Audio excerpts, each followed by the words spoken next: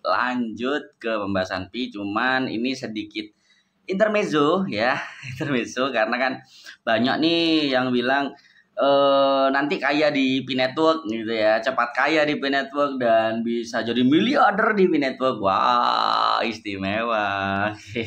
Nah, sekarang kita sama-sama melihat website Pi Network dan kita lihat apakah Pi Network juga mengatakan seperti itu. Saya pikir tidak, teman-teman. Saya pikir tidak, dan sangat Pi Network sangat bijak sih dalam memutuskan itu, dan ya anggap saja mereka sedang mempromosikan gratis karena orang-orang yang menginginkan cepat kaya. Padahal di Pi Network sudah dijelas di bagian bawah nanti ada support and fuck ya. Bukan fuck bukan ya, tapi support and ini pertanyaan ya, pertanyaan dan jawaban gitu ya. Kita lihat di support.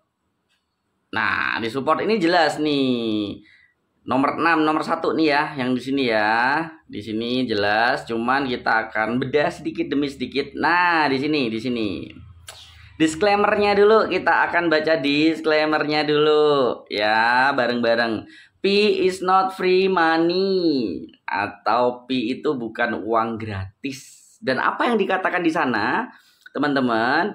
Kita lihat bersama-sama, kita translate ya, biar sama-sama kita belajar bahwa apa yang dikatakan oleh Pi Network itu seperti apa. Kan banyak nih yang pengen uang cepat dan uang gratis dan uang yang langsung bisa jadi kaya raya. Ini sampai di caps lock sama Pi Network. Pi bukanlah, sampai dibilang gitu ya, bukanlah itu seperti penekanan. Pi bukanlah uang gratis. Ini adalah proyek jangka panjang yang keberhasilannya bergantung pada kontribusi kolektif para anggotanya. Kontribusi kolektif itu seperti apa? Ya nanti banyak investor yang menginginkan koin Pi dan membeli Pi nanti seperti apa? Bukan penyerok ya, penyerok bodo amat. Intinya nanti ketika sudah open mainnet, utilitasnya keluar, kegunaannya keluar, untuk mendorong mereka menggunakan utilitas itu dan percaya terhadap jangka panjang project Pi Network. Lanjut kita bacakan. Pi didedikasikan, kok solid banget aku bacanya. Pi didedikasikan untuk membantu orang-orang bisa berpartisipasi dalam ekosistem berbasis utilitas pada blockchain yang didukung oleh mata uang kripto tanpa memerlukan perantara tradisional.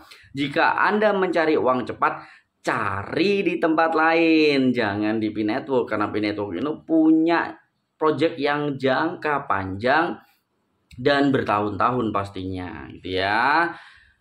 Bukan mencari uang cepat dan bermimpi untuk menjadi kaya raya dari Pi Network. Gitu. Sudah jelas di sini ya. Pi bukan uang gratis. Nah, itu perlu dipahami dan perlu dicerna dengan bijak, teman-teman.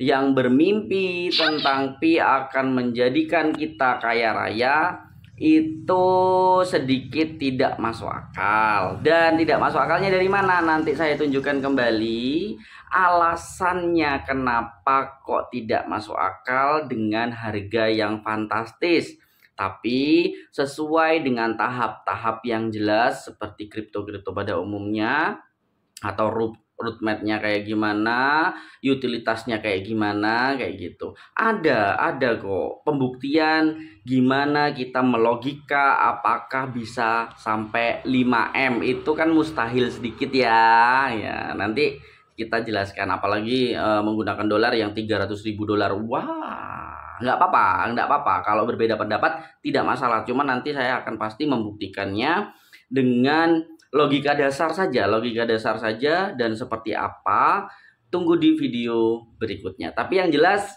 Pi Network itu sudah jelas kok untuk ngasih tahu.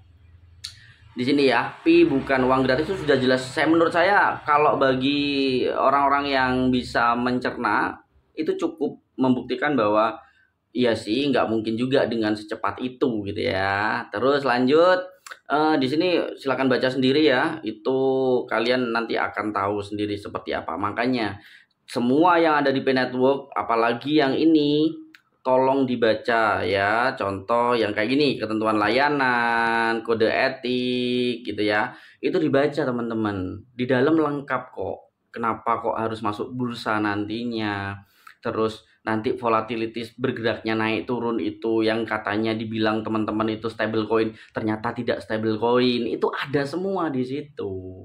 Ada semua. Jadi nggak perlu berdebat karena kalau berdebat tentang itu berarti kalian tidak membaca TOS.